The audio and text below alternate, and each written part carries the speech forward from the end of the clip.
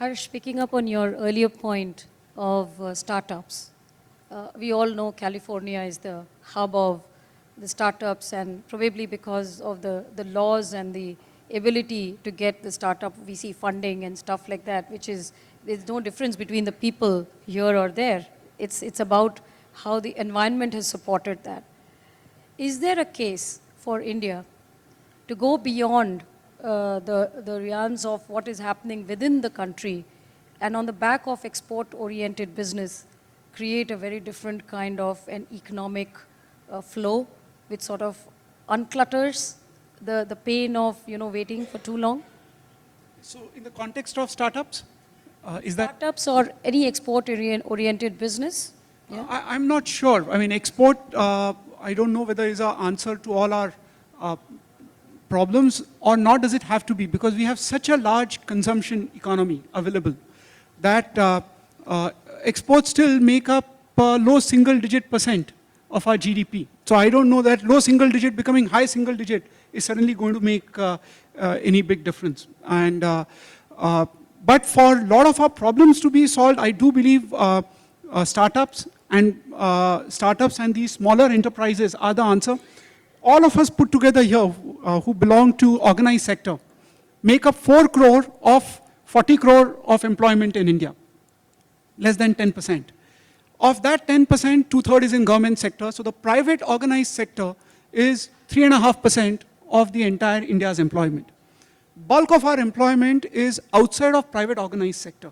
And that's where whole lot of economic activity needs to happen.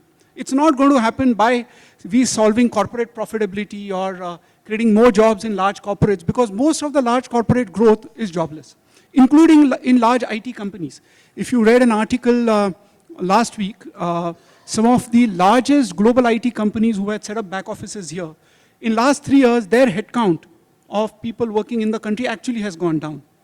A lot of Indian IT consulting growth that has happened is coming out of more billing out of that same resource.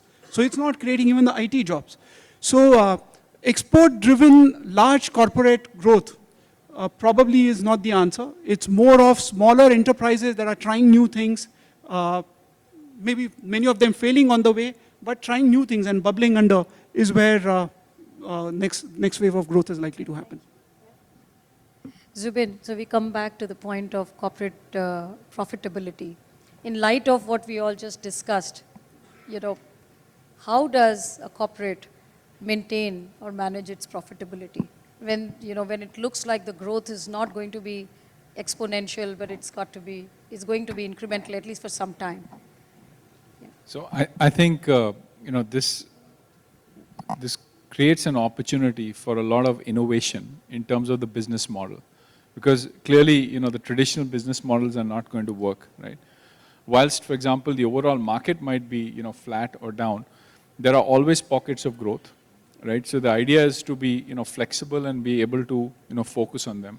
For us, we're seeing a lot of urbanization happen actually, not in, the top cities in India, but actually in the tier 3, tier 4 cities. There are corridors that are being formed, between, 3 or 4 small cities.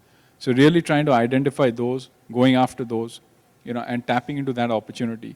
Traditionally, if you see most companies, they have strong networks in the top cities, but how do you penetrate your distribution and your reach to get to these places very quickly? So I think that's one example. The other is really designing products. We're a global multinational, but for us, what we have found is we have to design products for the India market that meet the market here, that meet the price points here, that meet the requirements here. So a lot of investment in innovation and R&D to actually go and do that. And we have to manufacture over here also versus importing. And finally, let's say while new construction is down, we're focused a lot on existing buildings. I mean, if you just go across and, our studies show that most buildings in India, an example is there's a 20 to 40% potential to save energy, okay? That's because they are running in a very inefficient way today. And buildings consume 35% of the energy for the entire nation, right? So I think it can help obviously the nation in terms of supply demand. Plus, it's a very strong payback for the customer also. The paybacks are typically less than 1 year.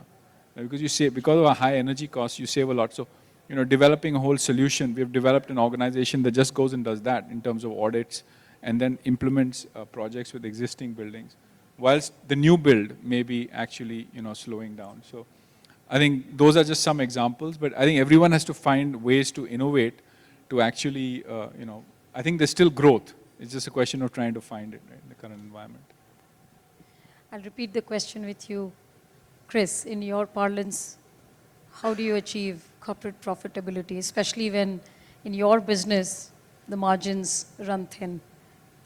Well, it's quite simple, really. We need to sell more products to more people more often in larger sizes for more money, and to do that, we need to have a consumer that feels confident that spending on restaurants, soft drinks, whatever, they can do that. If you look at what's happened to corporate profits in India since 2008, in 2008 it was about 11% of GDP was from company profits.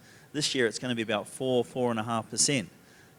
So that basically means companies have been their profits have been screwed down by tax, by infrastructure costs, by interest rates. And you see it when the government releases numbers. Investment in capital items is on the way down because either you can't get the money or the money's too much for you to cost too much to get a return on investment. We need to fix all those things, and they're all fixable. And hopefully the Reserve Bank governor is going to start letting interest rates go down now that the inflation is reduced. And we've got a government that really needs some help in terms of getting a growth agenda going. But as I said earlier, I want to see more pro-growth policies from the government, even talking about what they want to do. But they're not doing it. They're really focused on other things. See, winning state elections is probably the most important thing for them at the moment. So hopefully, with nothing coming up in a couple of years, they'll start focusing on actually delivering on their promise. Harsha, I'd like to ask the same question to you. Yeah. So I'll build on to what Zubin said. There are opportunities for innovation and creating more value, even in the current situation. Let's take two examples of new schemes that are announced by the government. So Jan Dhan Yojana, what has it done? It's created 7 crore new accounts. To those accounts, a lot of government money, either as scholarship, subsidy, etc., is going to go. That's going to create a rural economy that needs a transaction cost which is much lower than a traditional banking branch. A traditional banking branch per transaction costs 40 rupee. An ATM costs 15 rupee. But that rural person who has per day income of 100 rupee is not going to spend 15 rupee or 40 rupee per transaction. So there is a new form of transaction that is required to facilitate that kind of low-cost banking economy that's come up. That's a solution possibility for companies like us. And entire financial inclusion technology platform creation as the industry has emerged out of that. Now here you're creating, it's a win-win-win. You're creating a win for the state, which is trying to create or drive an agenda, create a win for that farmer who's now coming out of the clutches of Sahukar and able to access the formal banking at affordable cost. And in process of creating that significant value, we get a share of that as a per transaction fee or per account maintenance fee or something like that. This is just one example. And as Zubin said, we have to come up with solutions that tap into that new value creation.